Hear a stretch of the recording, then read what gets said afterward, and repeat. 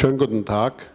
Mein Name ist Reinhard Bütikofer. Ich darf Sie alle ganz herzlich zu unserer Diskussionsveranstaltung heute begrüßen. Huawei und das 5G-Netzwerk der EU bzw. Deutschlands ist unser Thema. Und ich freue mich, dass es so viel Interesse findet. Ich freue mich, dass es gelungen ist, ein außerordentlich hochrangiges Panel von Experten, Expertinnen zusammenzubringen, um dieses zu diskutieren, um verschiedene Positionen dazu zu hören.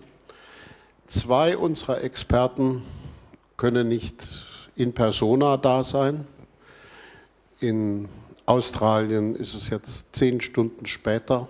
Das war nicht zumutbar. Und in Washington ist es 6 Stunden früher. Deswegen haben wir Videos, die wir von den beiden Experten einspielen. Und nach den verschiedenen Präsentationen, zum Teil Deutsch, zum Teil Englisch, werden wir hinterher diskutieren. Und bei der Diskussion würde ich sehr darum bitten, dass Sie versuchen, auf Englisch zu diskutieren, sodass Frau Tobin auch in die Diskussion einbezogen ist. Lassen Sie mich zum Eingang nur ganz wenige Bemerkungen machen. Was mein persönlicher Ausgangspunkt ist in dieser Debatte, das habe ich ja in einem kleinen Artikel für Welt Online schon aufgeschrieben. Muss nicht unbedingt heißen, dass diese Veranstaltung zum selben Ergebnis kommt, aber ich wollte jedenfalls sichtbar machen, von welcher Perspektive aus ich das betrachte. Ich glaube, es ist eine der großen industriepolitischen Fragen oder Teil einer der großen industriepolitischen Orientierungsdebatten, die wir brauchen. Der BDI hat kürzlich ein sehr bemerkenswertes Papier zur China-Politik aufgeschrieben und publiziert, das eigentlich viel mehr umfasst als jetzt nur China-Politik. Nimmt sozusagen China zum Anlass, um darüber zu reden, wie europäische Industriepolitik gemacht werden sollte. Was ich sehr begrüße, weil ich glaube, davon brauchen wir wirklich eine große Anstrengung, oder dafür brauchen wir eine große Anstrengung. Aber man sieht da auch, wenn man sich das im Detail anguckt, dass da eine Menge harte Fragen drin liegen, eine Menge unbequeme Entscheidungen adressiert werden müssen. Und ich glaube, das ist am Wochenende bei der Münchner Sicherheitskonferenz nochmal ziemlich deutlich geworden. Es gab zum Beispiel ein Side-Event, das Merix organisiert hat, bei dem ziemlich nüchtern, aber extrem eindrücklich präsentiert wurde, wie in China Civil-Military Integration of Technology ein ganz systematisch verfolgte Praxis ist. Nicht ein Ziel, nicht eine Strategie, eine Praxis.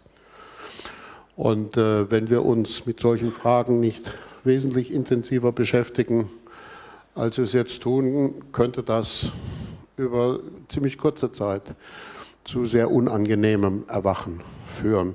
Und ich glaube, dass da einfach nur das Bekenntnis zum Multilateralismus als sozusagen Grundlinie der europäischen außenpolitischen Orientierung nur begrenzt trägt. Ja, irgendein pfiffiger, witziger Kommentator hat geschrieben, Frau Merkel hat in München den Multilateralismus gepredigt und sie glaubt es auch. Und Herr Pence hat den Unilateralismus gepredigt und er glaubt es auch. Und Yang Jiechi hat den Multilateralismus gepredigt und er glaubt es nicht. Und Lavrov hat den Unilateralismus gepredigt und er glaubt es auch nicht. Aber bei allen diesen Unterschieden ist doch am Schluss entscheidend, was, wie Helmut Kohl gesagt hätte, hinten rauskommt. Und deswegen freue ich mich, dass wir heute die Gelegenheit haben, bei einem Thema, zu dem wir hier in Deutschland und zu dem viele unserer europäischen Partner Entscheidungen zu treffen haben, ein bisschen in die Tiefe zu diskutieren. Und ich wollte Ihnen jetzt nur kurz sagen, wie es ablaufen wird. Wir werden zunächst ein kurzes Video hören von James A. Lewis.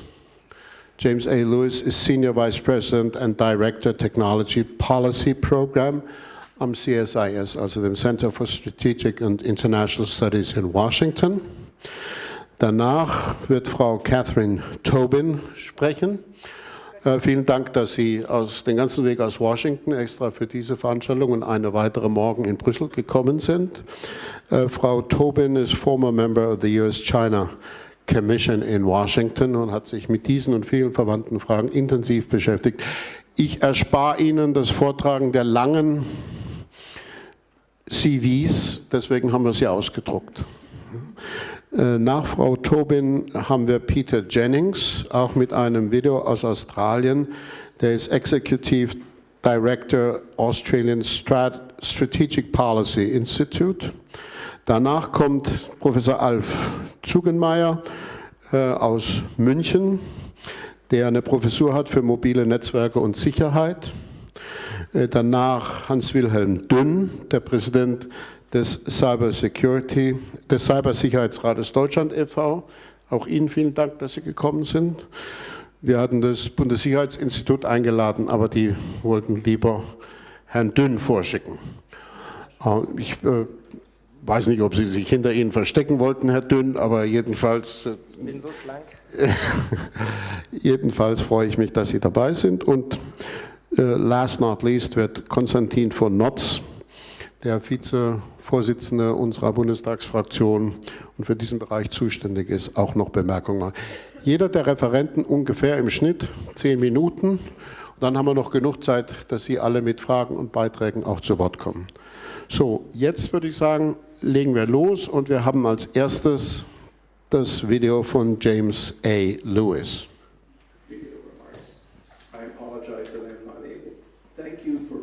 Thank you for permitting me to provide these brief video remarks.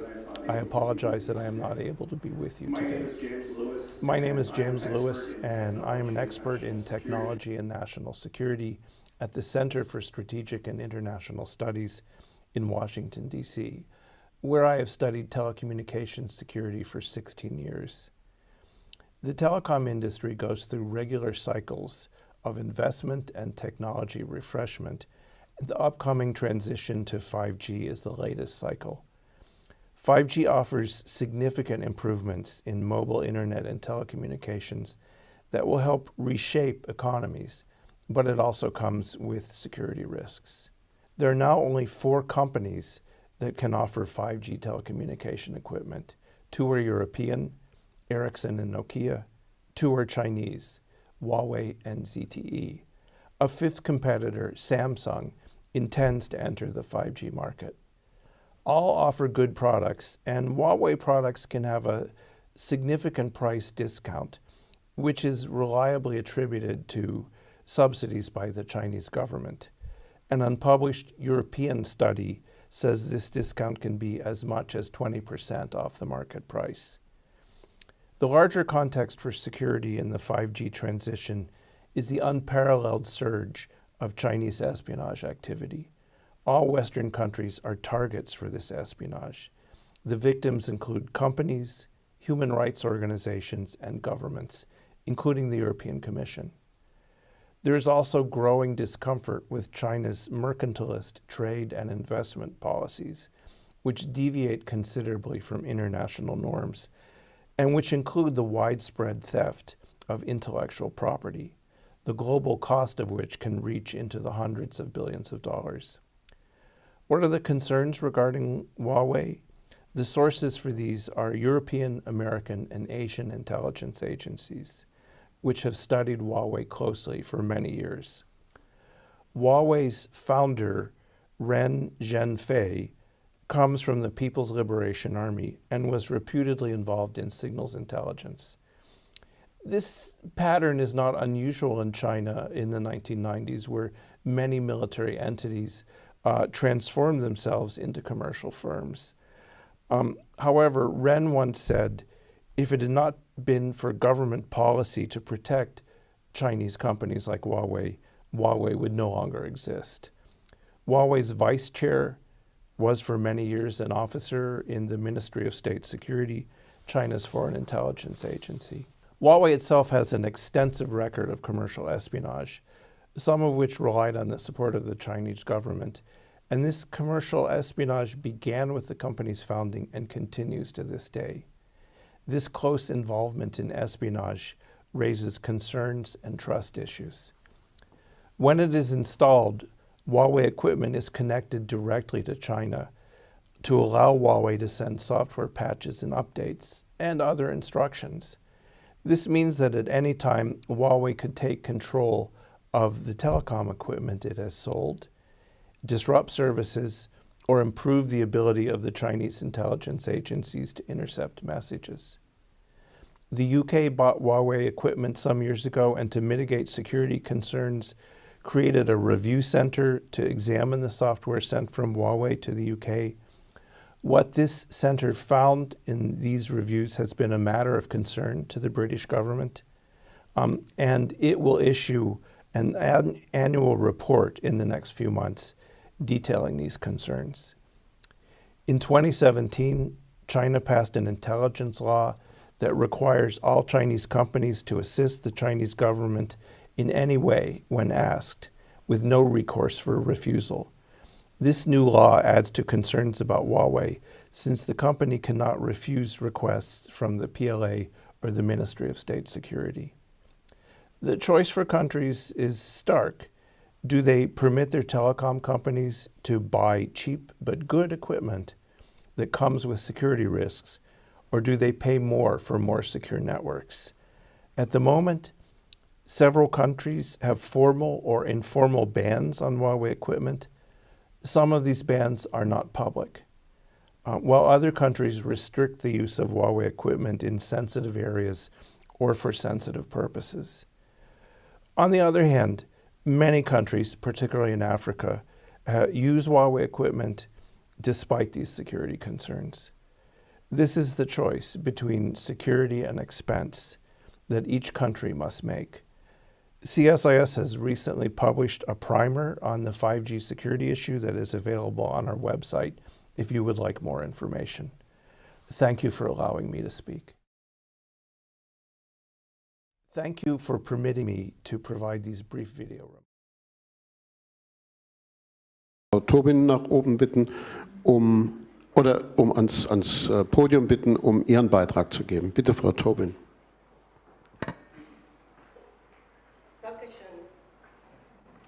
Guten Tag. I'm delighted to be here with you today to talk about the potential threats that 5G and the Internet of Things technologies present to our world. It's also a real honor to be here with you in Germany, with you, our very important U.S. ally and friend. My goal this afternoon is to share key lessons we have learned in the United States regarding the vulnerabilities of 5G and... Sure. Can you hear me now? A little bit better? Delighted to be here. So I'm here as a former member of the U.S.-China Commission. Secondly, I'm here during the last 2 weeks about the decisions that you and the German Parliament are going to be making as you move forward from 4G to 5G. Specific future.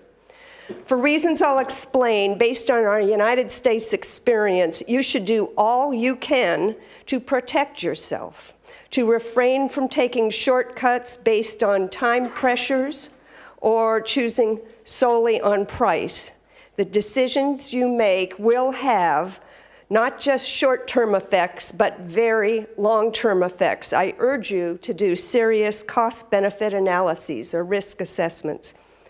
For those of you not familiar with the U.S.-China Commission, our mandate is to monitor, investigate, and report to the United States Congress annually on the national security implications of bilateral trade and the economic relationship between the United States and the People's Republic of China. We've done this in-depth analysis and reporting since 2001.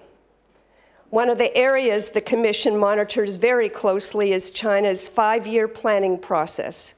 As you know, China is a state-controlled economy, and their 5-year plans lay out very clearly their current and future economic agenda. For almost 2 decades now, we've seen that the Chinese are moving up the value-added ladder from producing rather straightforward, simple consumer goods to increasingly sophisticated goods such as telecommunications, high-performance computing, artificial intelligence, and quantum computing.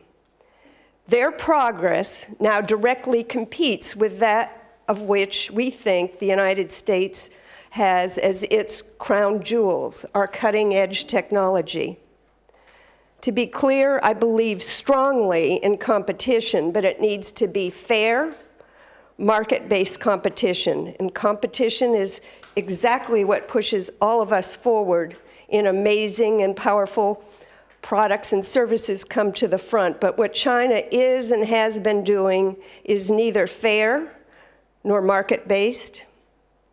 Often it is not legal, and sometimes it is criminal. Let me speak briefly to the broader context. First, it's useful and important that 5G and IoT, we have to think of them as different and distinct technologies, but together they will propel us forward into what we call at our Commission the next generation connectivity. Next generation connectivity refers to highly interconnected and autonomous devices and sensors enabled by reliable, near-instant communications. Think of what it takes, for example, to create a safe system with truly autonomous vehicles maneuvering along the Autobahn or through traffic in the inner cities. Millions of devices have to connect, so there's a lot of computer throughput. That's why you need the speed of 5G. And the devices are running through and to thousands of other devices in a prioritized manner at incredible speed. Our commissioners noted that beyond cars, 5G networks and IoT devices will run financial networks, smart cities, power plants, chemical production facilities, air traffic, and so many other sectors that are supported by the internet. Second, building upon China's success in creating globally competitive telecommunications firms, the Chinese government wants to seize leadership in the next generation information technologies. Third, currently US firms such as Qualcomm, Intel, Cisco, Amazon, and Google are the global leaders in next generation network development. However, China's state-directed and state-funded approach is eroding US dominance as Chinese regulations, foreign investment restrictions, and China-specific technical standards limit US and other foreign firms from access to China's market, the world's second largest economy. So that's the big picture, the context. What did we learn in the United States about China and the IoT and 5G through our in-depth hearing last year? There were 7 key findings. First, the Chinese government has laid out comprehensive industrial plans to create globally competitive firms and reduce China's dependence on foreign technology. How? Through significant state funding, which Mr. Lewis mentioned, for domestic firms to work on 5G deployment by participation, and this is important, in global standard bodies. This state-directed approach limits market opportunities for foreign firms in China and raises concerns about the ability of the United States and other firms around the world to compete fairly, both in China's domestic market and abroad. Second, 5G networks are expected to quicken data speeds by 100 times and support up to 100 times more IoT devices and provide near instant universal coverage and availability. US and Chinese companies are engaged in a fierce competition to secure, and this is important, first mover advantage and benefit from the trillions of dollars in economic advantage that 5G and subsequent technologies are expected to create.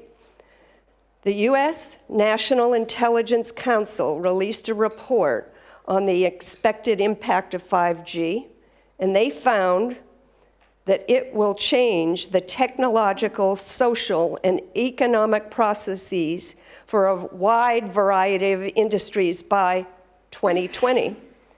By 2035, yeah, we're here, right? Almost. By 2035, they noted 5G networks are expected to provide $12.3 trillion globally in economic value, along with 22 million jobs.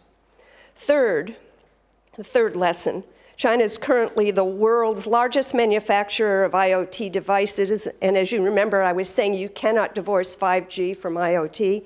The physical devices that are embedded with sensors that can collect data and connect to each other and the broader internet.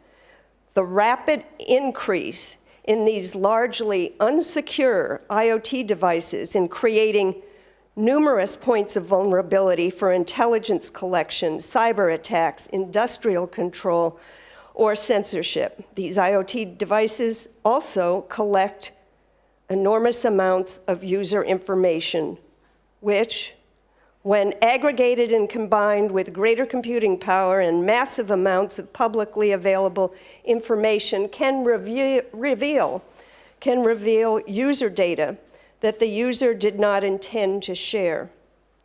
User data, therefore, could be exposed through unsecure IoT devices or when Chinese IoT products and services transfer US or EU customer data back to China, where the government retains expansive powers to access personal and corporate data.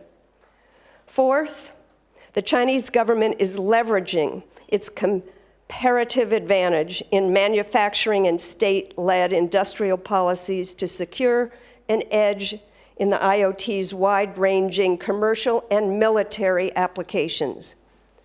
US firms and the US government rely on complex global supply chains that in many cases are dominated by China.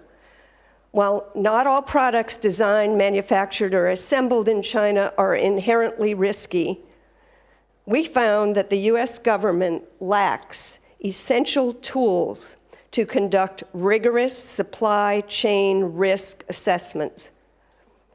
Federal procurement laws and regulations in the United States are often contradictory and are inconsistently applied. Fifth, international 5G standards will be set this year, facilitating large-scale commercial deployment next year, 2020. The Chinese government is encouraging its companies to play a greater role in international 5G standards organizations to ensure that they, China, set global standards. The Mercator Institute for China Studies, MERICS, found, and I quote, China sometimes formulates national standards in strategic industries that deliberately differ from international standards in order to impede market access for foreign technology and to favor Chinese technology. Such leadership in the creation of technology standards then likely results in higher revenues and exports, creating more global influence over future wireless technology and standards development.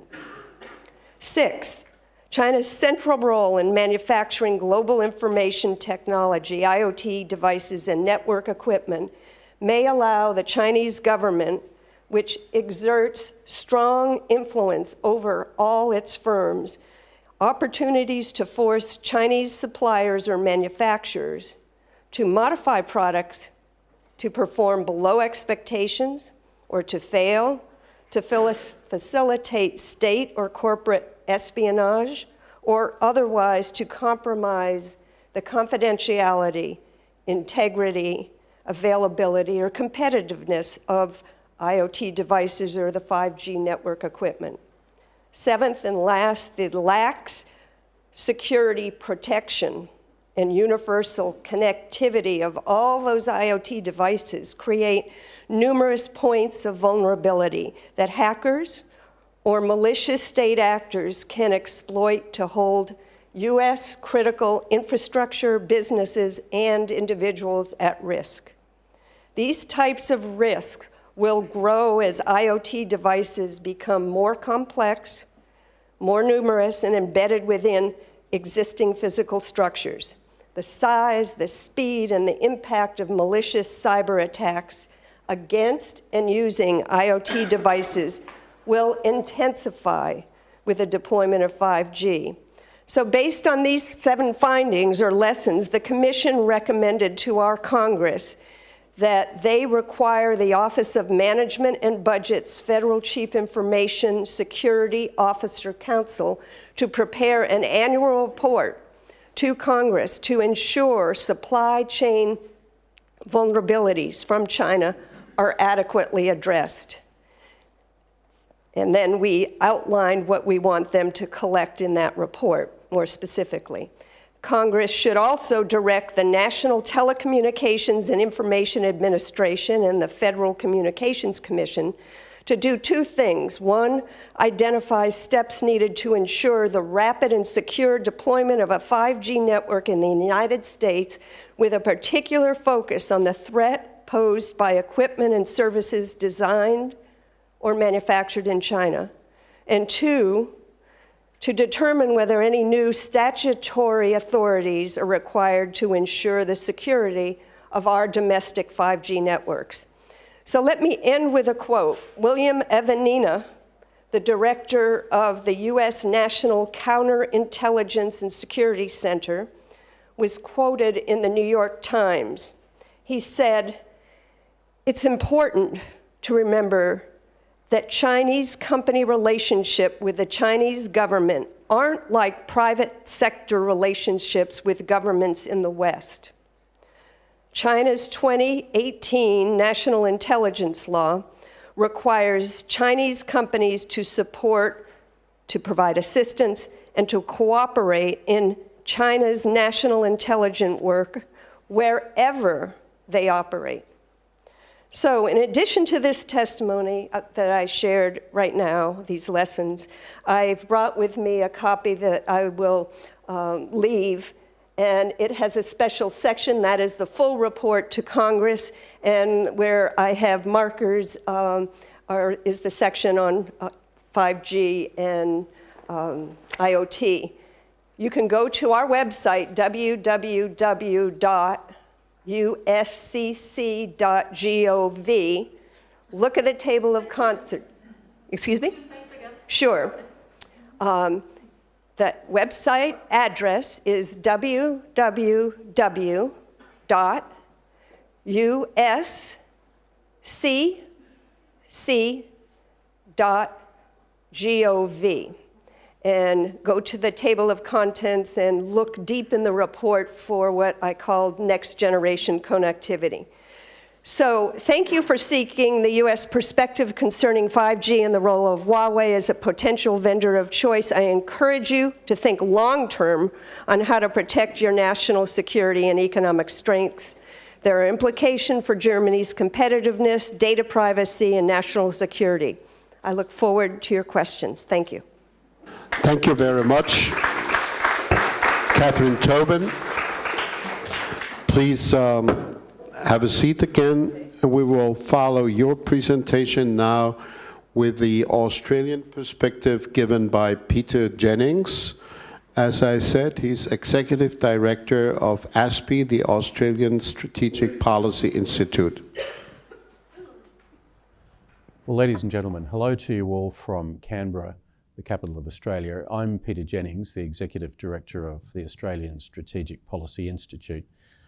And my thanks to the organisers for inviting me to speak to you today about a really important policy question which has been central to Australia's decision-making in the last few months, and I think which will present important issues to the EU as an organisation and to many European countries as a whole.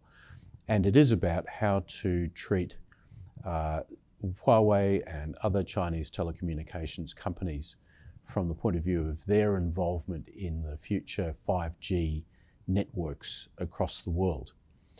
I've been asked by the organisers to focus on three specific things today. One is, what are the actions which Australia has taken in relation to Huawei and 5G? Secondly, what was the risk assessment which went into our government's decision making? And third, what are the future options for Australia and the 5G network? And the place to start is to say in August of last year, our government took a very significant decision, the effect of which has been to exclude Chinese companies from tendering into Australia's future 5G network.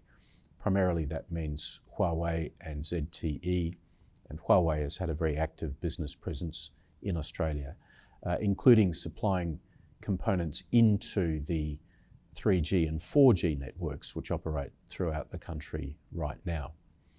Now, I don't doubt that our government was very serious when it came to taking this particular decision. They knew that it would be consequential from the point of view of a number of business interests and plans already underway to morph 4G networks into 5G. So it was taken very seriously indeed, and I believe it was done on the basis of very careful analysis by our Australian intelligence communities into the risks that might be attendant if Chinese telecommunications companies could have access into the 5G network. Essentially, as many of you would realise, 5G is significantly different technology from previous networks. That's the thing which makes 5G so attractive and how it's going to become such a central backbone of the critical infrastructure of so many countries. But those design differences also mean that it's no longer possible to do what has been done with previous networks and treat those networks as though there is a central core which can be protected, but an edge into which wider suppliers can provide equipment that's less critical from a security point of view. Essentially, 5G is going to provide high degrees of volume of data transmission at tremendous speeds without being a core or an edge to distinguish. And therefore, the whole of the system has to be treated as a secure entity rather than what we've seen with 4G, where really central cores are protected and edges of the system less so. How is our government going to actually implement this? Well, they've done it by creating something called a telecommunications sector security reform agenda. And the telecommunications sector security reform agenda, which came into place last September, places a number of obligations on companies which are going to be carriers or component suppliers into the 5G network. Firstly, all companies which are going to be involved in the 5G network have to undertake that they will provide adequate security across the network for their users. Secondly, those suppliers and the component suppliers have to inform government when there are changes to the equipment that they are supplying, which may impact on the requirement to make new security assessments about the equipment that will go into the network. Thirdly, they have to agree that the government can, at its own decision, decide to seek further information about any aspect of equipment that's being supplied into the 5G network. And finally, the security sector reforms give government the power to actually go in and make directions about whether or not it's appropriate for particular equipment to be supplied into the 5G network. So the Department of Home Affairs, which is essentially the agency of the federal government in Australia which runs internal security will be able to make calls about whether particular components can be brought into 5G or not. And this is the practical application of the government's decision, which effectively will exclude Huawei and ZTE from the future 5G network. I'd like to point out that from the government's decision-making point of view, I think a lot of attention was paid to China's national security law, which was passed in 2017. And the effect of that national security law publicly for the first time is to compel Chinese individuals and Chinese companies to say that they must assist the work of Chinese intelligence agencies in prosecuting China's intelligence objectives. Now, I think it's true to say that that requirement always existed in the Chinese system, but it has now been codified into law. When the Australian government made its decision late last year, it went to great pains to say that this was not specifically directed at China. It would apply to any country or telecommunications company that might seek to do business in Australia. But it also said that the government wanted to be assured that those companies could not be compelled by external powers to undertake intelligence work that might run against the interests of Australia as a country. And in practical terms, I think that really means China rather than any other country that might be of particular concern that's likely to be supplying into the 5G network. So that's the Australian situation. And I guess the question from here is, what is this going to mean going forward as 5G starts to be built? What I would say is that it's going to be very difficult for companies which have actively operated in the 3G and 4G networks to simply think that those networks can now be modified into a 5G world. And already we've seen one Australian company indicate that it may no longer position itself for 5G because it was actually planning to do so on the basis of using Huawei components. This is clearly going to have something of a shock to the market, but my own sense is that global telecommunications companies will swiftly change their arrangements to accommodate what now looks to be like a shift of particularly the developed democracies into 5G arrangements which will largely exclude Chinese companies. This has happened in New Zealand, it's happened in Japan. British Telecom are now taking steps to remove Huawei components from their 4G network. I suspect that many European countries and perhaps the European Union itself will come to a similar conclusion when it comes to making judgments about the security of 5G in the future. For those of you who are interested in shaping your own European or national decisions, I would urge you to make contact with the Australian government to see if you can find in a more detailed way the thinking that went into the government's decision. For my part, as an independent analyst, I support what the government's done. I think it's the best outcome from the point of view of protecting the security of our communications and also from preventing 5G from being hackable when so much of our critical infrastructure is going to be dependent on the secure operation of that system. Ladies and gentlemen, the conference organisers came back after seeing the previous video footage that you've just watched to ask one more question of me. And it's a pretty good question. It is, what is the direct evidence that Chinese companies might actually have installed backdoor technology into their IT hardware, or indeed have actually worked in collaboration with the Chinese security services? And in some ways I have to say, it's a hard question to answer. It is certainly something that our intelligence agencies monitor very carefully, but of course the things the intelligence agencies know don't necessarily find their way into the public realm in that sort of definitive proof that some people ask for when it comes to considering the role of Chinese IT companies and espionage. What I would say is this. Firstly, I draw your attention to the statements of deposition which the US Justice Department have very recently released relating to some Huawei cases in the United States that in part are associated with the arrest and detention of Huawei's CFO, Ms. Ming, in Canada as she's now awaiting extradition to the United States. Shortly after that incident, the Justice Department released detailed depositions which relate to a case of intellectual property theft involving Huawei, an American telecommunications company based on the West Coast.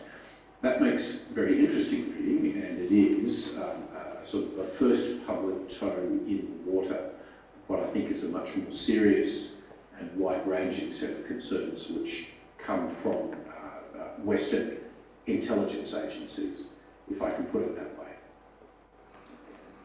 There's two final thoughts I'd like to leave with you. One you can actually find in the US Department of Justice deposition about the IT intellectual property theft allegations, and it's an email from Huawei headquarters to their staff saying that special bonuses would be paid to staff that were able to identify and steal intellectual property from any of Huawei's partners. That's a rather telling piece of information. My final thought is that for Huawei companies that are operating in other parts of the world outside of mainland China, it wouldn't necessarily be the case that Huawei employees in those countries would in any way be brought into espionage activity on the part of China's Ministry of State Security. In fact, I think it would be very likely the case that no non-Chinese nationals would be in a trusted circle that would be aware of those types of operations taking place. I think that point is certainly worth putting on the table. So I hope there's a little bit of supplementary information which is useful to you. And once again, my thanks for your interest, and I wish you all a good day. Okay, that brings us now. May I ask a question? Could you repeat the last question he was asking? He said he has a key question. I didn't understand it. No, I won't do that. I will do that bilaterally later, possibly. I would like to continue with our next speaker, which is Professor Alf Zugenmeier from the University of Applied Science in Munich, who works on mobile networks and security. Bitte, Herr Zugenmeier.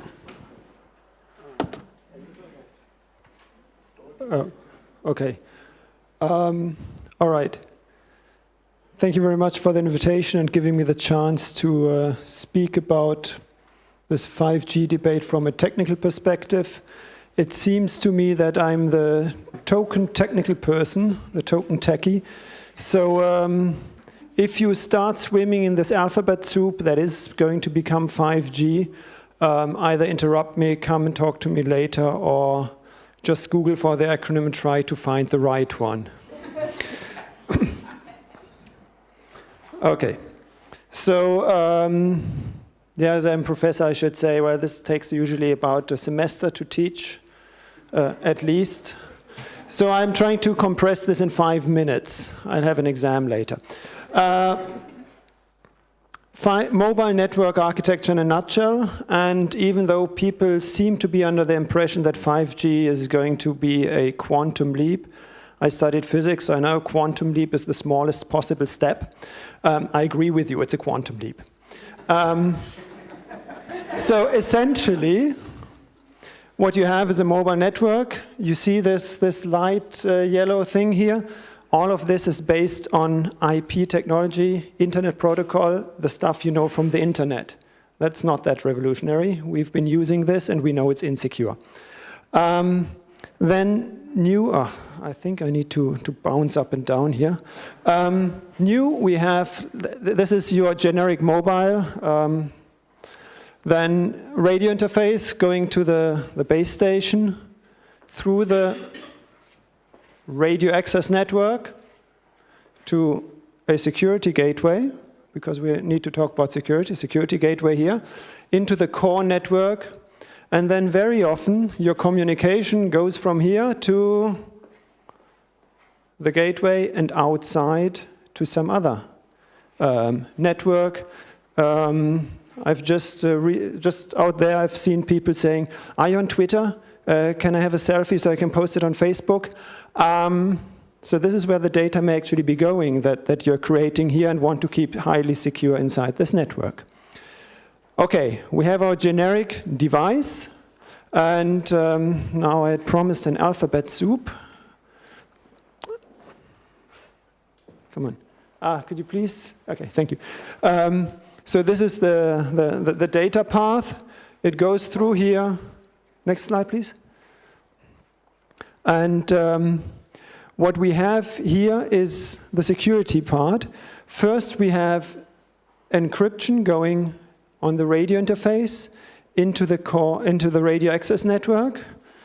That's called access stratum security. Then from there, it gets, if you just, next one please. Okay, so I promised the alphabet soup. Here are some. So the distributed central unit, which is usually sort of in this radio access network. Encryption is terminated here. So data is available and clear inside this CU, central unit.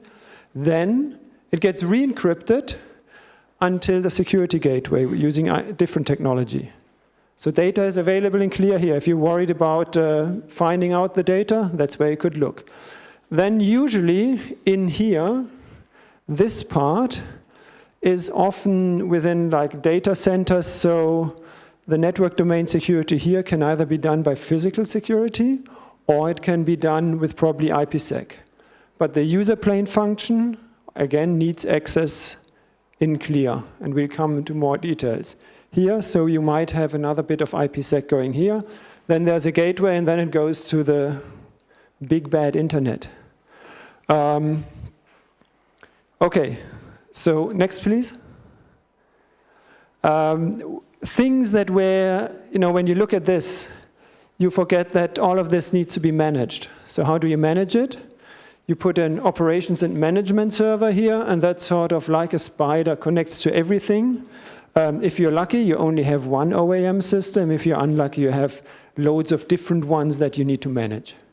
And they go all over this network. They're all within this network. That was previously said, this is all connected to China, possibly. That depends on how the network operator sets up things. They can staff it themselves, or they could outsource it to some other company. Obviously, it's all somehow connected to China because you have this gateway, and that goes to the internet, and the internet eventually even reaches out as far as China. But here is your firewall, so any company you're working for, you're connected to China. Okay, next slide, please. If you are interested in listening in, eavesdropping, this is the way to do it. Because the ministries of the interiors like to be able to, how would you call it? I wouldn't call it espionage. It's called lawful interception, which is if two terrorists want to use the mobile network for communication, they want to be able to listen in on what they are talking about. Which I think if they're two terrorists, that's perfectly okay. Let's say if there's two CEOs of companies discussing a business deal, maybe that's not okay, maybe they're terrorists, I don't know. But that's up for the... Okay, so there is a standard here that says, in the 5G, that says, what kind of information can you get? You can get the metadata, and you can get the actual user data. And this will then be aggregated, mediated, and then forwarded to the law enforcement agencies, the appropriate. Yeah, of course, normally you somehow need to go through some network with this data. So if you really are interested in spying on people, that's the infrastructure you probably want to be targeting. Okay, next please. So more 5G keywords. I wouldn't conflate it necessarily with IoT because we have IoT already today. You don't necessarily need that. Or how many of you have internet-enabled TVs, internet radios, IP cameras and so on? And none of them need 5G to work now. So, but of course, 5G makes it so much more easy. We have things that are relevant for the discussion is network function virtualization. Those boxes that I was showing. Except for the bit, the cell phone tower, is just a function. So you can run it on any old server that you have. If you have it on a server, it's just a bit of software. Who manufactured the server? No, you need to start thinking a bit more than just saying, oh yeah, this is 5G. No, there's more stuff. The other thing is, you remember this big, large yellow cloud that I was showing? IP technology, you have routers in there. Who manufactured those and so on? The next thing is network slicing, which may actually be a good thing from security perspective, because network slicing is a way where you can create several networks in parallel on the same physical infrastructure. Then there's the discussion about ultra-reliable, ultra-low latency. People want to have their autonomous cars, their nuclear power plants and whatnot, well, not nuclear power plants, but the whatnot, connected to 5G networks. So obviously you may want to have a bit more security there than if it's just you are tweeting who you just met today. Okay, so maybe next slide. Okay, so, but now going to the security from a technical point of view, we have the security triad of confidentiality, integrity, availability. Some people just use the acronym there, but we've had enough acronyms so far. So for confidentiality, if I wear the bad guy, now I pretend that I have the black hat on, and I want to hack into your, get to your secrets, what would be the first thing that I would be hacking into? Correct, your phone. That's really cool, and we have had the case where, I think it was Huawei phones, that had add-up software installed, which is able to pretty much do anything on your phone, control everything, and this is the perfect spying solution. Obviously, it was not meant to be for the Western market, it was only for the Chinese market, this variant. Okay, so that would be number one. But this is really well targeted, you know exactly who you're talking to, and you may even be able to switch on the, yes, switch it off now. You may even be able to switch on the microphone when you're not in a communication. Isn't that cool? Cool technology for espionage. But what we are discussing, as far as I understand, is Huawei in the core network infrastructure and the network infrastructure in general. Does it make sense to do eavesdropping there? I think there was a secret service that answered this for us. They ran this thing called Operation Socialist. Anyone heard of this? I think this was a Belgian network operator that was hacked by a what could be considered friendly secret service. Well, once you're getting hacked by it, it's not clear that it's friendly anymore. So yes, that's may make sense. I don't know what came out of it other than, yes, they've been hacked. Yes, they have lost a great, great deal of trust by the telecoms industry. What else? I said what do we want to hack? We want to hack maybe the lawful intercept infrastructure. Has that been done before? Yes, it has been done in Greece, for example. You can find all of these things in press releases by various websites like The Intercept and so on, that again, a secret service that may be considered friendly decided to tap using the lawful intercept interface to wiretap leading Greek politicians and industrial. So again, you see that there's interest in it. So if friendly secret services are doing that, what do we expect the not so friendly secret services to do to these things? Confidentiality, what else could we do? Well, we could go into the virtualization infrastructure, the servers that underlie these functions that make up 5G. Really cool. We need to really think a bit more about 5G is not just what the label says. We have a lot of infrastructure below. And normally what you say is reduce your trusted computing base. Unfortunately, our ministries of the interior are really interested in having access to clear text, so you can't do end-to-end encryption. And despite what the press sometimes says, 5G does not enable end-to-end encrypted communication. On integrity, this may be quite a big problem as well, but so far we haven't seen any attacks on integrity on voice communication. And attacks on integrity of news and so on, we've seen loads of those already. I mean, for that you don't need 5G or hacking 5G. Availability, I was saying the Internet of Things type of connectivity, running your factory, let's say your chemical plant, your power system, and so on, off the infrastructure provided by 5G. And if you are doing that, you may be worried about availability. Because if your sensor cannot communicate to the controller and that one back to the actor, the tank is full of chemicals, please switch off the valve now, then you may be running into big problems. So availability probably is one of the biggest things that we have here. And it's certainly a place where we don't want to be held hostage. We can re-enable this communication if you pay this number of bitcoins, or in the worst case, if you fulfill this kind of political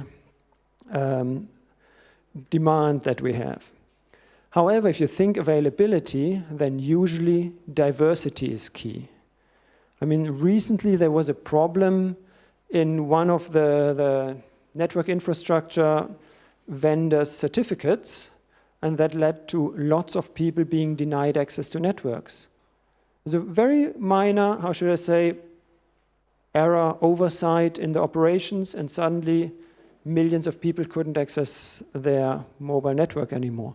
If that happens to your chemical plant, you've got a problem.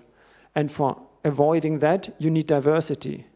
If you only have one single manufacturer, and that one single manufacturer runs into this kind of problem, then it doesn't matter how many other network operators you have. So for availability, diversity is key. And with that, I think we should discuss the supply chain. If you think supply chain as in how do I manufacture a shoe, well, you know, you need to get leather, you need to get the plastic, the laces, and so on. Manufacturing for anything that involves computer equipment requires you have tools which are made out of software, which require tools to be made, and so on. So if you think about who makes the tools that actually produce your software, then you're starting to understand the complexity. Because if you subvert one of those tools, you can implant backdoors. And they sort of permeate through the whole thing. And it was a Turing Award winner, Ken Thompson, who had a very interesting talk about exactly that that you can hide your backdoor in the tools. Of course, the shipping is an issue. Again, what could be considered a friendly secret service was using the shipping of equipment to install additional features. What would unfriendly governments do? Installation. Well, you've looked at this, you know this product looks really good, and then it comes to installing it. Who's installing this thing? Updates and maintenance. You may have really looked at this precisely, understood what exactly is running, and then you run the risk of, there was a crash, I need a new software, I want new features, how long can I test this before the update needs to be installed? Troubleshooting, this is potentially where the direct connection to the manufacturer comes. Assume you have a recurrent problem in your equipment. I mean, you may have that in your car, suddenly something goes wrong, and then you go to the repair shop and they say, actually we need to have this here for some time to figure out what goes wrong. And in operations, depending on the business model of the operator, you could even outsource the complete operations. So that means you don't even need to have your own technical staff, you can just outsource it. Okay, I think that's it for now, and thank you very much.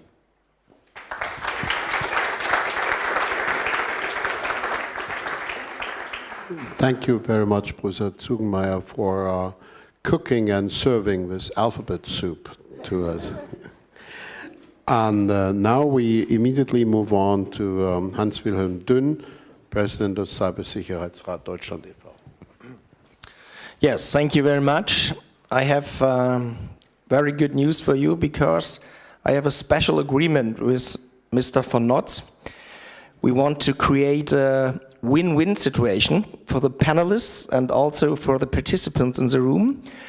We will give you the statement in English, no, in German, and the discussion in English, okay? Ich glaube, das ist sehr fair, Herr Bütikofer. Wir machen das so. Ja, vielleicht ganz kurz einen Satz zum Cybersicherheitsrat Deutschland e.V., damit man das auch einschätzen kann. Wir sind ein politisch neutraler Verein. Das heißt, wir sind keine Regierungsorganisation.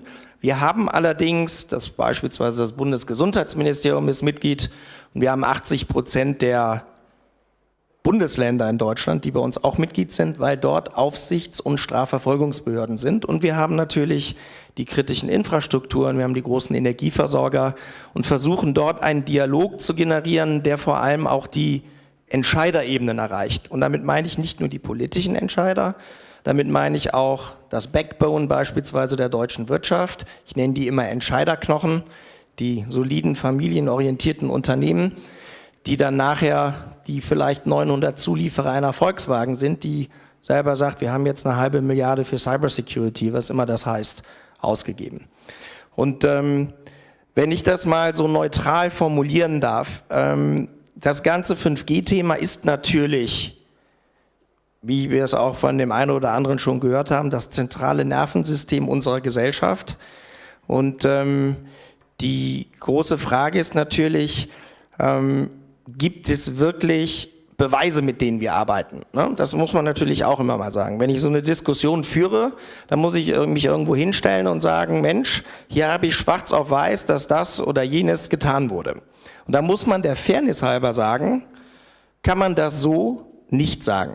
Ich höre das bisher weder von Sicherheitsbehörden noch von anderen Experten, dass es wirklich Beweise gibt, dass eine Huawei vorsätzlich hier unsere Netze infiltriert, um Informationen abzusaugen. Ich glaube aber auch, dass wir in dieser Diskussion, wir haben das gerade von dem Professor gehört, sehr differenzieren muss. Wir reden hier einmal über eine 5G-Datenautobahn und dann reden wir von unendlich vielen Mobile Devices und anderen Soft- und Hardware-Themen.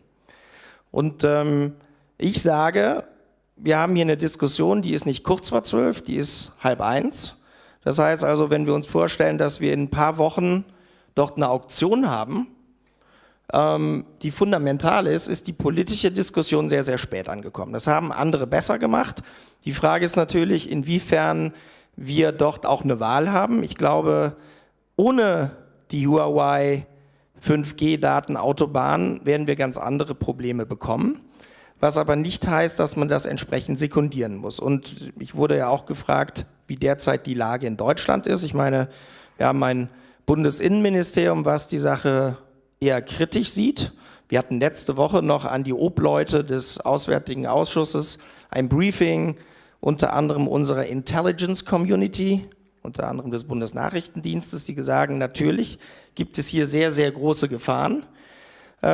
Auf der anderen Seite, wenn wir jetzt mal die stärkste Ökonomie in Europa sehen, das ist die deutsche, und mit einer der mächtigsten weltweit, dann können wir natürlich es uns nicht leisten, eine Schwarz-Weiß-Diskussion zu führen. Und deshalb bin ich ein großer Verfechter, open the box, lasst uns mal reinschauen, was ihr da macht. Das hört sich in der Praxis auch immer ganz easy an, ist es natürlich nicht, wenn hier tagtäglich Updates gefahren werden. Aber wir haben natürlich Möglichkeiten, diese Datenautobahn zu verschlüsseln.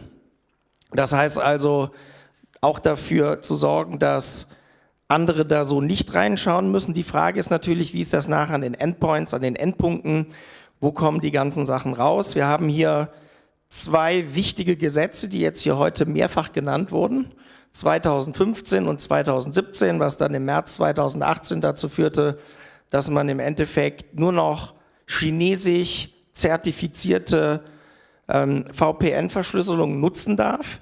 Das ist ein großes Problem, aber ich sage auch, wenn wir, und ich bin ein Verfechter, dass wir unsere eigenen Systeme wieder verstehen und kontrollieren müssen, dass das natürlich Daily Business ist.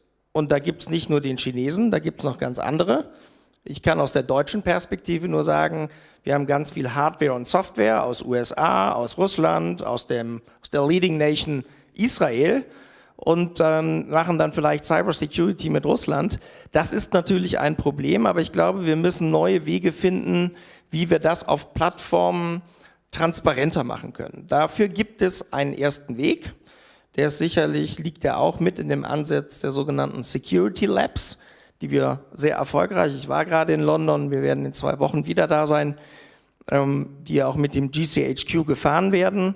Ich kann nur sagen, meine Gespräche aus den Sicherheitsbehörden oder auch der nationalen Cybersicherheitsbehörde sind eher so, dass man das, was man dort zu sehen bekommt, sehr transparent ist, das muss man auch sagen, wo man deutlich auch sieht, dass dort der Ansatz gefahren wird, dort auch den deutschen Staat und die Aufsichtsbehörden mit hineinschauen zu lassen. Nur ich kann auch daran erinnern, wir haben einen Patriot Act in den USA. Und wenn wir so offen sind, und ich hatte das jetzt auch auf einer Veranstaltung in Washington, dann müssen wir natürlich auch sagen, da gibt es auch noch andere, die in die Netze schauen. Und wenn wir die Maßstäbe natürlich anlegen, bei diesem sensiblen Thema, dann müssen wir das weltweit tun. Und da gehören für mich dann alle dazu. Da gehören auch die, die wir Freunde zu Recht nennen, dazu. Und unter Freunden muss man Regeln finden. Und diese Regeln, die würde ich standardisieren. Ich glaube, wir brauchen noch stärker Regelwerk, Zertifikate, die das dann auch bestätigen. Aber das ist nicht so einfach, wie sich das immer anhört. Herr von Notz und ich hatten mal eine große Diskussion über Attribution. Wer sich damit näher beschäftigt, weiß, dass es eine sehr, sehr komplexe Angelegenheit, die eigentlich kaum zu realisieren ist. Und deshalb sehe ich, dass Herr von Notz Verteidigung ist die beste Verteidigung.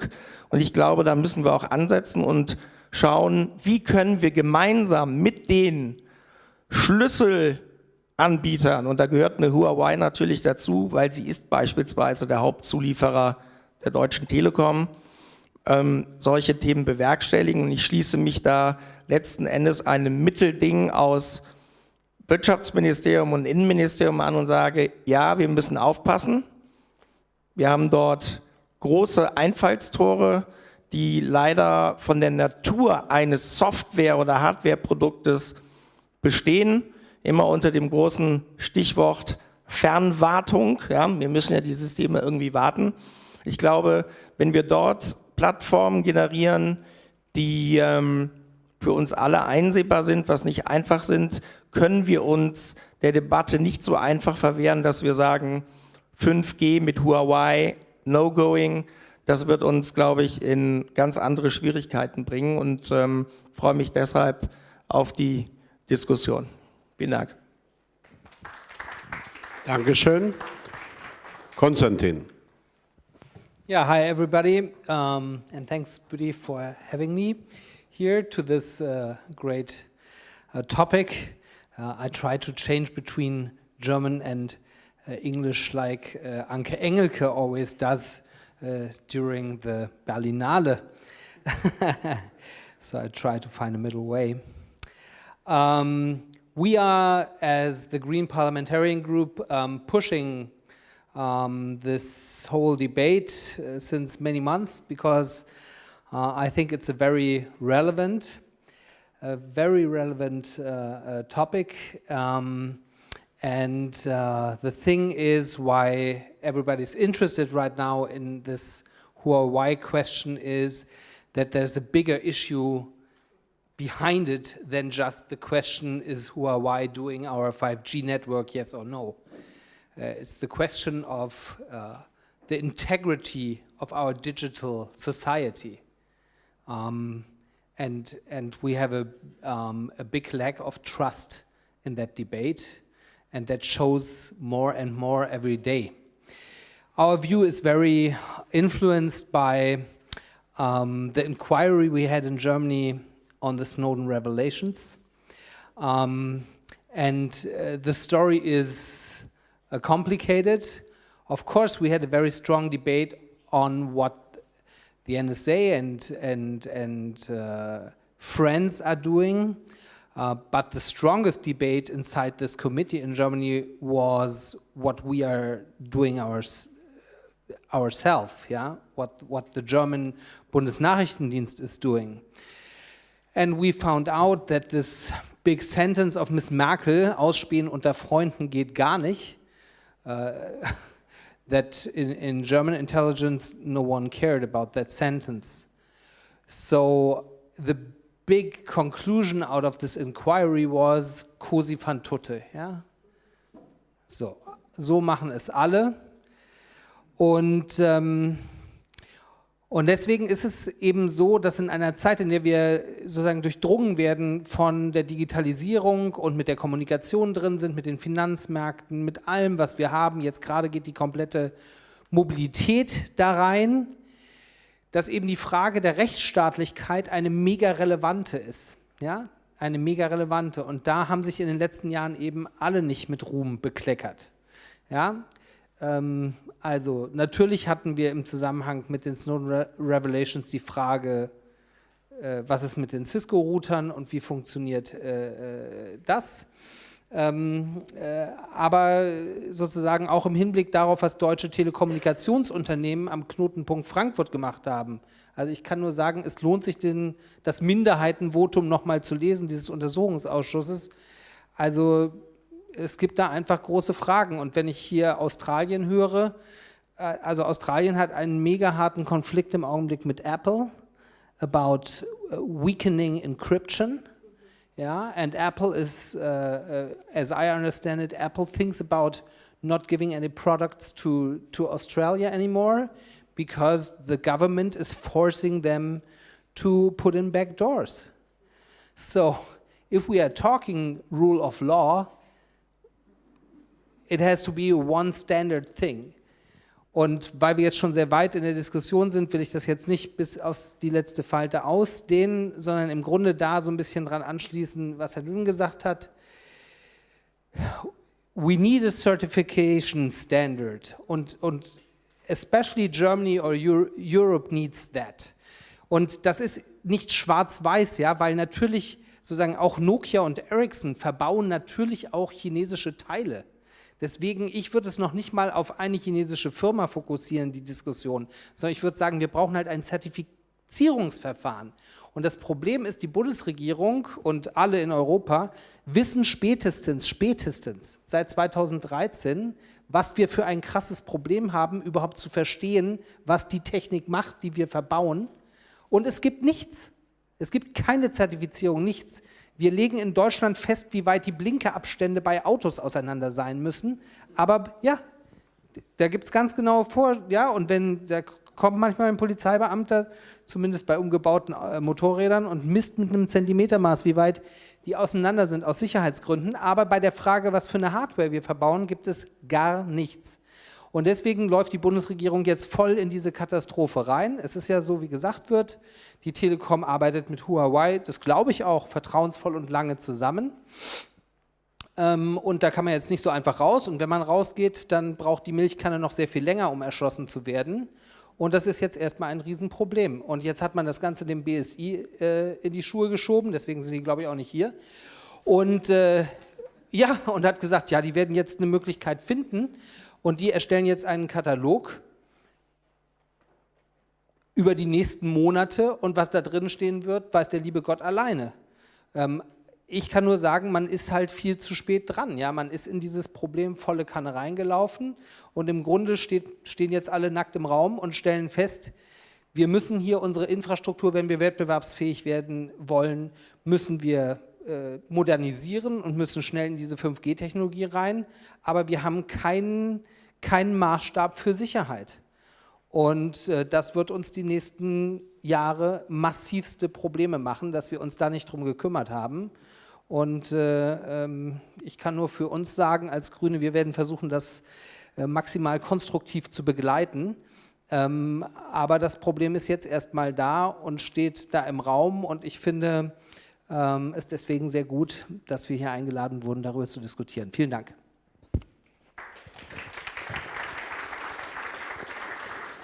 So, jetzt waren Sie alle sehr geduldig, sehr aufmerksam, haben ganz unterschiedliche Perspektiven präsentiert bekommen und jetzt sollen Sie auch die Gelegenheit haben, selbst sich an dem Gespräch zu beteiligen mit Bemerkungen oder Fragen. Ich würde diejenigen, die das Wort ergreifen, bitten, zunächst zu sagen, wie sie heißen, wo sie herkommen und dann möglichst kurz zu bleiben, sodass für andere auch noch Zeit bleibt. Und bitte versuchen Sie das jetzt auf Englisch zu machen, damit alle hier am Podium einbezogen werden können.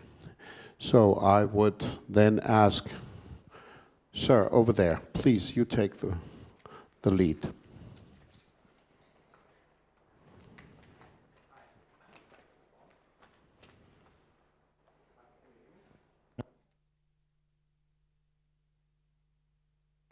No? Yeah. Hi. Well, first of all, thank you for organizing this. My name is Daniel Völsen. I work for Stiftung Wissenschaft und Politik. In English, it's the German Institute for International and Security Affairs.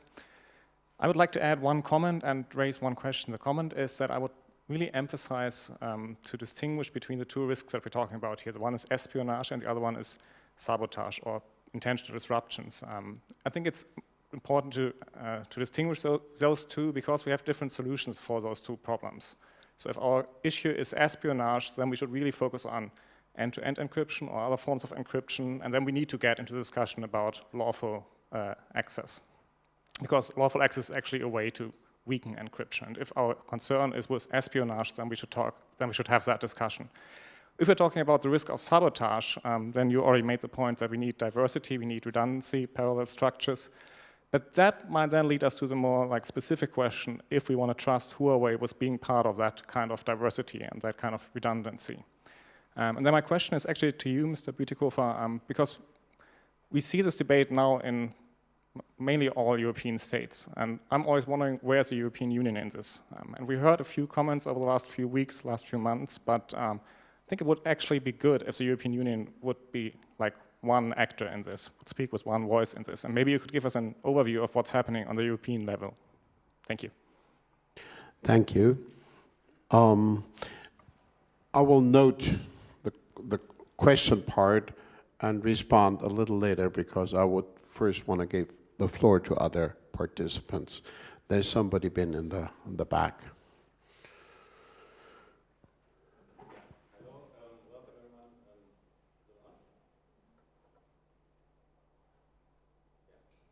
Welcome everyone.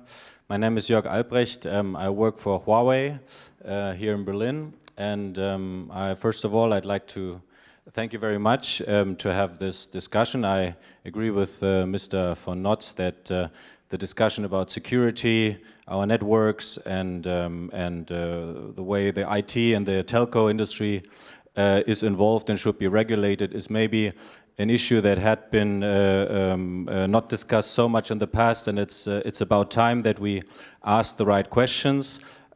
We as a company are very interested, and we hope that we will have this discussion an effect-based approach and way. So definitely we need to look at how the mobile network is functioning.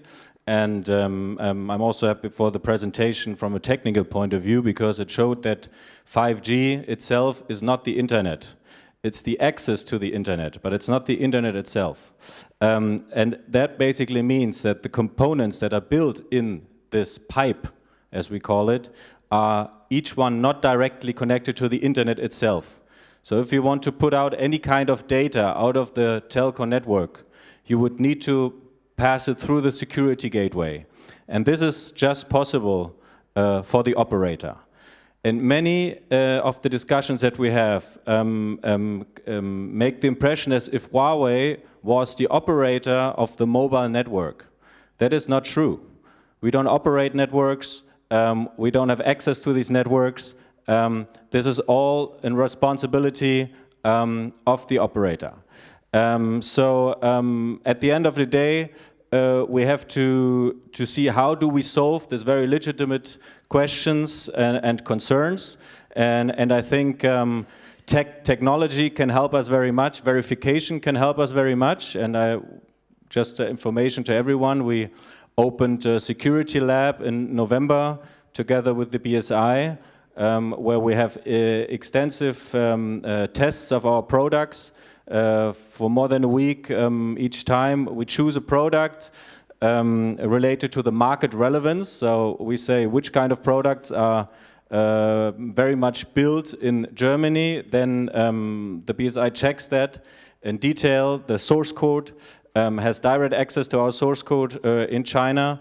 And then makes a security assessment based on the things that they actually saw. And we would appreciate as a company if this was also appreciated by others, because from our point of view, as it was also mentioned, it's a global supply chain. Each supplier produces worldwide. Also, we produce worldwide. Only 30% of our components come from China, actually. The rest comes from all over the world. And at the end of the day, origin doesn't say anything about the security of the product. Just the product itself says something about security. And I would like to hear from the panelists whether they agree that this would be a good approach, that verification can help to look at the source code of each product, where there are concerns, and in order to have it a more fact-based discussion at the end. Thank you. I would collect still a few more if there are any. Yes, in the very back of the room.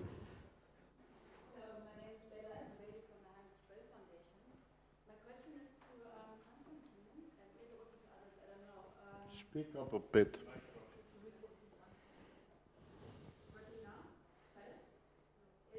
What kind of security or certification mechanisms are there actually for companies that operate in other jurisdictions, in countries where you mentioned the rule of law is vital? But that might actually not mean very much, even if, for example, national security would be repealed because it hurts Chinese business overseas. There might be other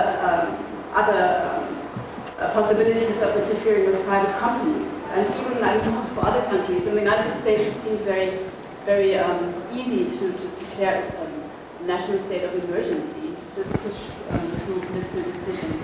So, what kind of concrete measures do actually exist to kind of regulate the kind of critical infrastructure? Thank you. If there's one more, we will. Yep. Here. The other way around. My name is Bianca Denfeld. I'm a member of the Green Party. I'm working here in Berlin. I would like to understand, do you really consider German or European companies more reliable, operating, producing more secure than Chinese companies? We've seen in Germany a lot of fraud and illegal action by big German companies. We've seen Deutsche Bank, we have seen the car concern holdings acting illegally, so I really don't have a big positive prejudice towards German industry. The second is, if there are such high risks related to this infrastructure, why isn't this theoretically a government responsibility? So don't we talk about who's responsible, commercial companies or the government, and not what type of commercial government should, commercial enterprise should assume the role of providing the infrastructure? Thank you also. Konstantin, you wanted to pick up a few of the questions. Well, thanks to the last point, in a hearing we had during the inquiry in the last legislation, 3 of the major Staatsrechtler, Mr. Hoffmann-Riem, Mr. Papier, and Professor Becker, they said that there is a constitutional responsibility to back up the security, the privacy of this infrastructure. And so I would say there is a constitutional Auftrag, obligation of the government to take care of that. And so it's a tough one that they didn't even consider what to do.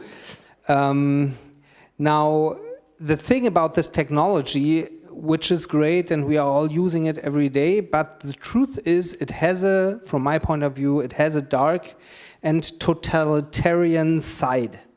And if you use it, you feed people who have surveillance fantasies, control fantasies, and so on, and they see the possibilities of this technology, and that's why we have to talk about the rule of law. And to Mr. Albrecht, of course, you know, if people are in an open society, if they are always mistrusting their own government, which is a democracy, they are of course mistrusting a company coming out of a country that openly is saying that they don't care about human rights. There's a much bigger distrust, right? And I would say that's a pretty reasonable argument, yeah? So I would say to Huawei and China, well, you have to talk about the rule of law. And you have to talk about human rights, and you don't do that. But you want to sell your products, yeah? And in the end, you won't solve this distrust that is there with an open quellcode, yeah? Or with some labs where you can look at stuff. You have to discuss about how you are taking the rule of law in the digital age. And if in China die VPN-Tunnelung, yeah, if that gets forbidden, you feed the people that are mistrusting, because that is an argument for mistrust. Yeah, and last thing to the question how to actually do it. I learned discussing the servers on the biggest internet node in the world in Frankfurt with the BSI, that in the end, if you want to understand, I'm not a technician as you can see, if you want to understand what the chip is doing, you have to put it under the Elektronenmikroskop and man muss die Schicht für Schicht abschaben, ja, um dann auf den Chip zu gucken und dann zu verstehen, was er tut. And this is obviously not something you can do with every chip you are putting into some infrastructure, but you need, of course, you need some tests and Stichproben, and you have to need open access to production lines and so on. And all those standards are missing till today, and that's why the mistrust of people and of companies and of countries have a pretty good reasoning. Mrs. Tobin, please. Can you hear me? Yep. Yes. Well said. I agree with you. I think there definitely is a role for government to play. I think this is exactly, the government role is to help ensure that there's some protections for of the people. And I also believe, as the gentleman over here said, I think it would be most powerful if the EU could come together and help set standards. Years ago, when I worked at Hewlett-Packard and I came to Germany, I was so impressed with the privacy protections when I was interviewing customers here. So I think I want to say that Germany has some strength in being careful on personal data that sometimes we are in the United States not as careful on. Ergo, Facebook, you all seen, that story. So one, government has a role to play. Two, I think the EU can be effective. Three, and I'm sorry to say this, but in the United States, we've been looking at these issues since 2004, encouraging supply chain checks. Huawei's been around for quite a long time. In 2014, the US Congress, our government, required certification of all equipment to be used on federal IT systems. And our mobile phone providers, we've asked more recently than 2014, they are going to have to show, in order to get certain allowances, the security going forward. So we are still, as Konstantin, you said, we have to learn how to be on the new internet with much more sophistication. I think this is requiring us to be more thoughtful. We've all been a little bit dazzled by technology. I, for one, when President Obama was president, he encouraged his team not to use Facebook. So I have been exceedingly careful. Not everybody is, but government needs to get in. The people need to participate, like coming together today. And you mentioned China and its human rights. They are very good at tracking people. You may have heard of their social credit system, where people are going to be monitored. They already are in tens of millions in Xinjiang, where the Uyghurs are, and they can assess how loyal they are. So trust has to be won back from Huawei. And in our country, we're not fully trusting now because we've had actions that have spoken quite loud. I guess I will say one more thing.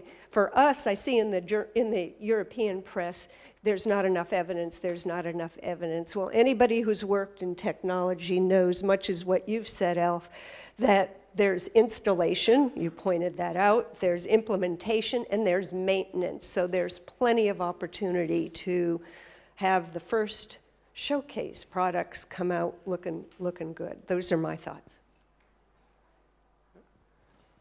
Yeah, maybe I can just jump in onto the evidence, the lack of evidence, because we have seen evidence in products coming from other places. I mean, all you need to do is look at the National Vulnerability Database and type in, let's say, hard-coded passwords, which is the cheapest way to install a backdoor. And let's say you take a US router manufacturer, and there's one that has been very good in doing this. I think they have about 20 so far.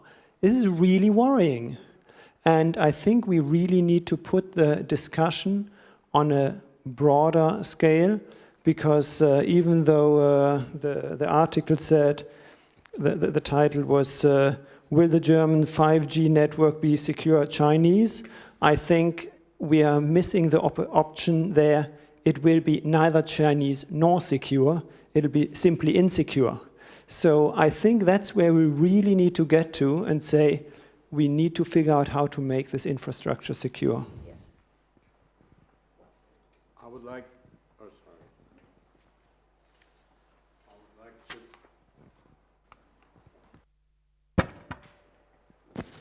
to pick up the question that was directed to me from SVP. Where's Europe?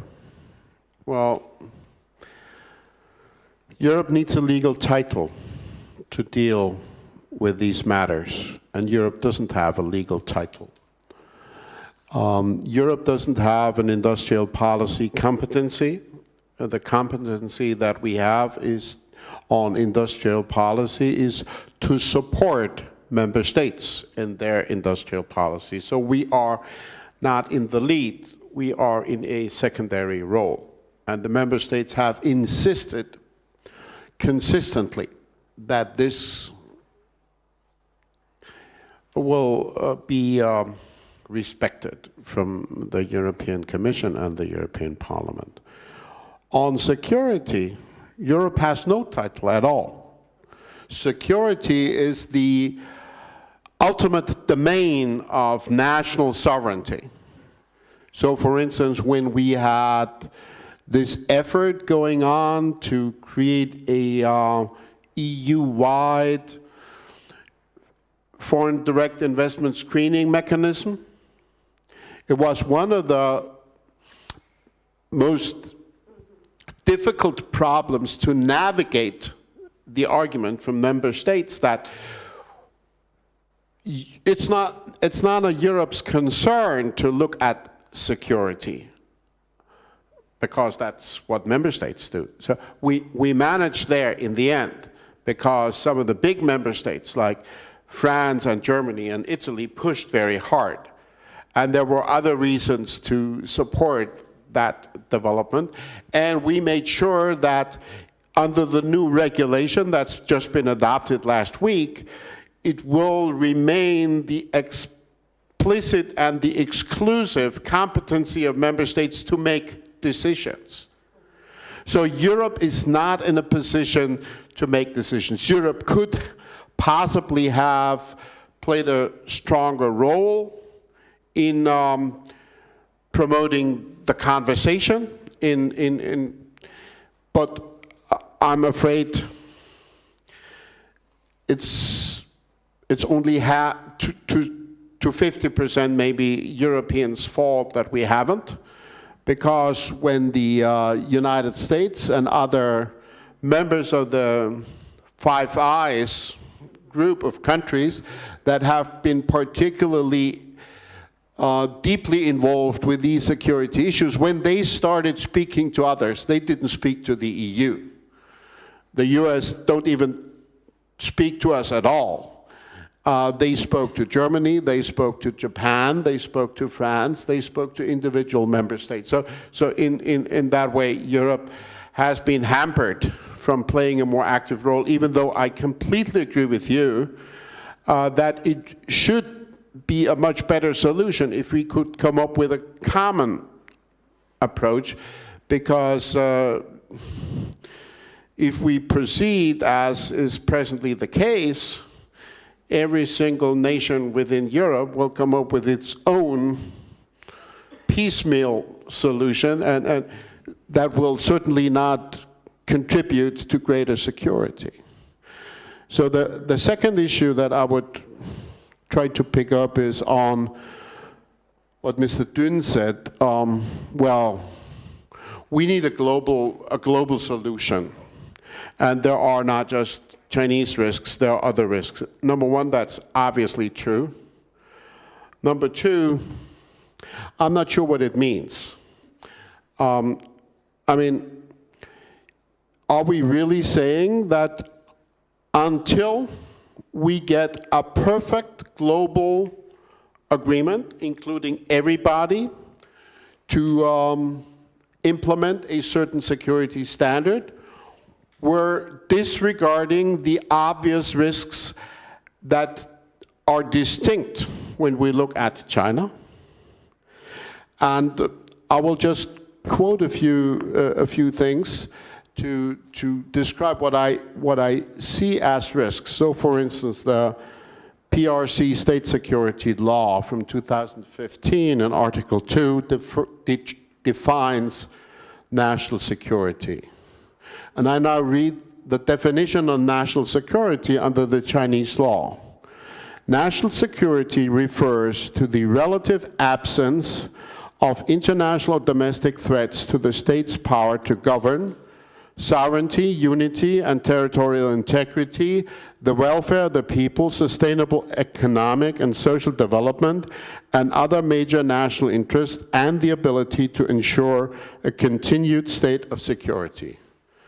Bottom line, everything is national security, which has led to the fact that people have been accused and put in jail for breaking national security in China by just sharing public information.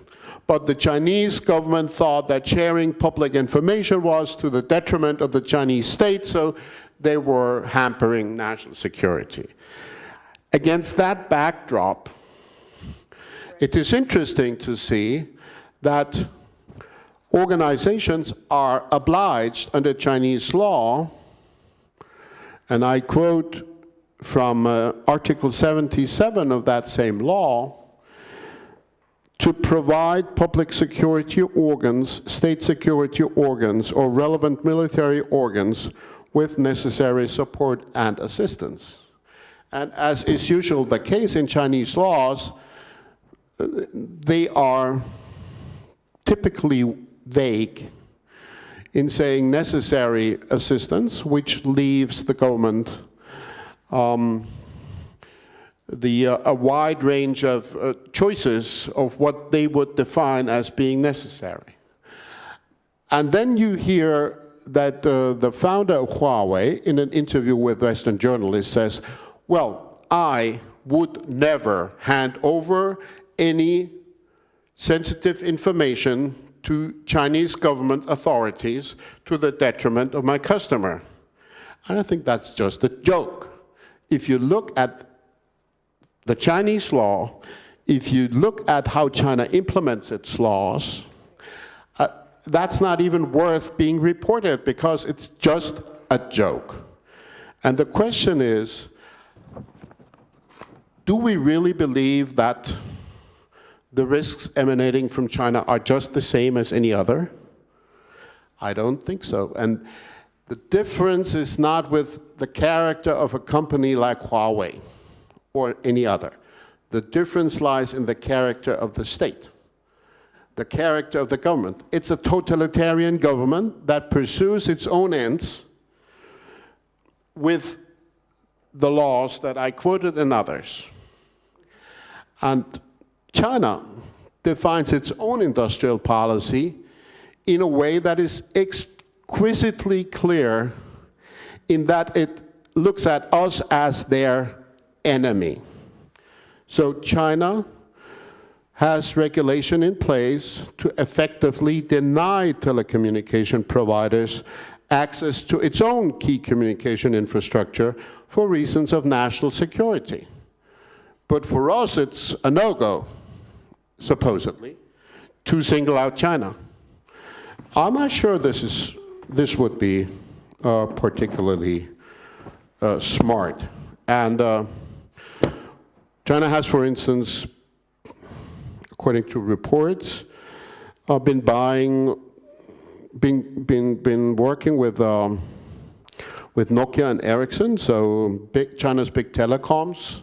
China Mobile, China Unicom, and China Telecom have all signed with those two European companies to provide parts for China's 5G network. However, the technologies and services will actually be provided by the two companies' Chinese joint ventures, which are de facto Chinese companies, including in their obligations towards the Chinese state.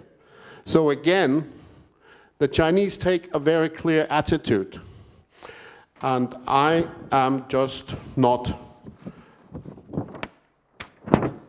enough of a blue-eyed idealist to believe that we should reciprocate by saying, well, we look at a Chinese company like Huawei that is bound by these Chinese laws as just any other company. That's not a cautious approach. it's been deemed, I agree with you, it has been deemed, Huawei is one, and ZTE, national champions.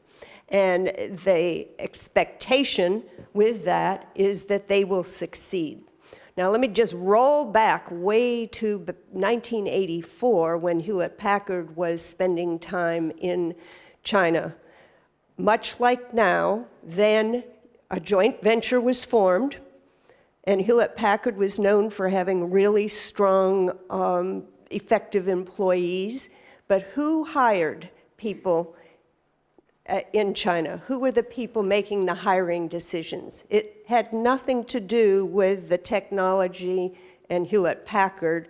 It was the Chinese party cells. And in our 2018 report, one of the things that we point out again and again and again, not just on technology, is the partification of the People's Republic of China. It used to be government and then the Communist Party, and now it's fused. So there is a single-minded authoritarian situation. When you spoke about the, you have your eyes open, wide open, when we, the United States, looked at just two different things, not telecommunications, for example.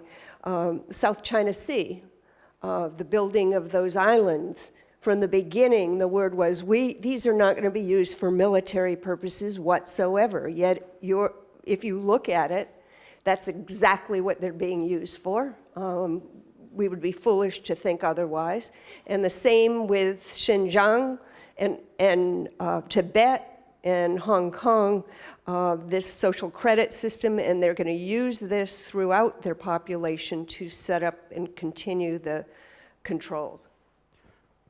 I was in Munich at a seminar where a major general of the Chinese People's Liberation Army quite openly said, well, of course we built the islands for military purposes, but that was after they completed. So denial first, reality second. There's going to be a last round of comments, and a last round of comments from the podium, and then we will wrap it up. So please, if anybody still wants to take the floor, ask a question, make a short comment, please feel invited to do so. Anybody? Not being the case, we start with the final comments, and I go along the line. Konstantin, you're first. Well, thanks. I wanted to say that I think this is exactly the very challenging but thrilling thing, that the transformation of our society through digitalization is raising a major value issue. Major value issues. And I'm saying this, now I'm not a foreign policy guy, yeah? But from what I've understand, the discussions in the last years went by a highly driven economic interest. Even what is about the transatlantic relation isn't for the US, the Asian relation much more interesting. And I think what we are seeing on this debate is that we have discussed as open societies with a democracy and the rule of law, we have to discuss how we stick onto this through this transformation of digitalization. And politics, now I'm speaking for Germany, but I think it's all over Europe, we haven't pushed this issue very far till this day. And that's what slows us down now in this question of innovation, because we don't have the tools and the understanding what is necessary for this transformation. And if this debate brings us anything good, and if Snowden brings us anything good, and it brings us together in this question of values and what kind of a society we want to live in. I know this is a very bright headline for this, but I think that is in the end the question. And I think there is a chance in this transformation to push those and to renew those values. But it's going to be very, very challenging. Thanks. Yeah. Okay. Yes, I think we have a lot of problems, and a lot of problems are very house-made. And I think we need a base for all of that. Yes, we speak about control and understand our own systems. Yes, but where is our disruptive innovation environment in Germany? Where is our disruptive innovation environment in the European Union? We had 2 weeks ago a big conference in Brussels with the European Cybersecurity Organization, with Maria Gabriele, the Commissioner for Digitization, and it was horrible.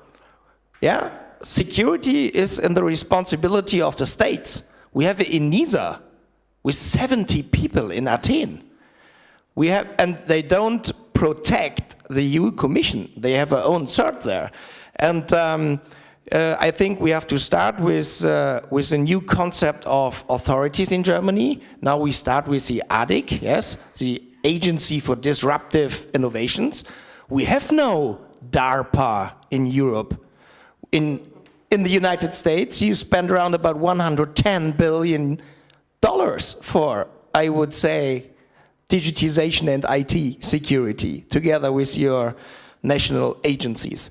And I think that is a problem also. For example, in Germany, now at the moment, we have a big fight between the 16 states and the German government with our digitization pact, with 7 billion euros for the 40,000 schools in Germany. And it's not enough to have a big class in a nice schoolroom in Germany with a 43-year-old teacher. I think we have to start in the primary schools. Yes, we have to support the topic with money. And sorry, for all that we spoke about today, we need talents, we need specialists. And in Germany, we have 900 small, medium-sized energy suppliers. And they all have to implement an IT security management system, ISO 27001. You need around about 60 months for that. And what do you think, how many have implemented such a system? 5% in Germany. The reason is that we have no talents for that. You have to pay 120,000 euros for an IT security specialist in Germany per year. And that is a problem. And that is a political problem. And yes, we are too late. And now we need answers. And I think a good answer for our current problem, 5G, is to generate new platforms. For example, the Security Lab is a good idea. We have a good example in London, and we have now a good example in Bonn, and we should try it together. Thank you. Thank you also. Ms. Towin. Thank you. Sometimes with my colleagues, we recall a funny cartoon from the 1970s. It was Pogo. And Pogo goes and says, "I've met the enemy, and the enemy is us." Now, I say that in that, much as you both were saying, we have to get smart ourselves. We have to train the people better. We have to renew our commitment to certain values. So we in the United States have significant problems too in education, and we have to strengthen. We have got people on the moon. We have to rekindle our hope. I am hopeful. I do not think it is too late. I think we better get going on this. And in the United States, you must all follow the news that we have what some people call a divide, that this side and that side don't get along. But there's one thing we agree on, and that in the US Congress, it's rare, that we have to be protective from the systems that are not like ours, the ones that trample over people's rights. And we, back to Pogo, we have to make certain we are doing a better job at Facebook and otherwise. So I close with saying I wanted to come here because I know the German innovation capacity personally from years ago, but I really want us to try to find ways to do this rekindling together. I'm hopeful. We got to work hard, though. Okay, yeah, thank you. You mentioned education, so I feel like I'm doing the right job, even though the numbers that you've told me don't agree with my paycheck. So, yeah. You and Konstantin were mentioning Snowden revelations. What is interesting there is that we seem to be content with what came out of that and point to China. And when I heard the definition of national security, I thought maybe most other countries have a very similar definition of national security. If you read the Investigator Powers Act of Great Britain, or the UK, not too much different. They also have extraterritoriality there. So it's not all obviously also only pointing in one direction. We may have to look in multiple directions. And think about how, because this is the German event, how can Germany protect its own national infrastructure? So, I mean, the US has all these things like national security letters and so on, which are also not so open, not so obvious, but at least it's a democracy that gets the government it deserves. It's then pushing it back into the technical layer, this hope that certification will fix things. That would be really good if we could agree on these kind of standards. Within the 3GPP, there is a push towards security assurance framework, and that only works on quite a high level. It doesn't go into checking the source code and so on. So if that is something that works well, and it seems to be okay from at least the UK standpoint, or maybe now the German standpoint, then this may be something where it would make sense to go and, for example, discuss it with the European Telecom Standards Institute, ETSI, because they could actually write normative language about these kind of things. Of course, it's not necessarily now the European Commission or the EU, but ETSI would be a European organization that would be able to do these kind of things. I do know that ETSI is looking into this. They just assembled a group of experts to help them doing that. But they, of course, need support from the member states also. I'm not going to sum this up. This is not a discussion that has ended. It will be an ongoing conversation. I just want to say thank you. I want to say thank you to all the participants for coming, spending part of your day with us. And I want to ask you to join me in thanking the experts. One had to run already, but I think we've done our best. They have done an extremely good job in highlighting different aspects of the topic to enlighten and inform the conversation that we need. So please join me in thanking them.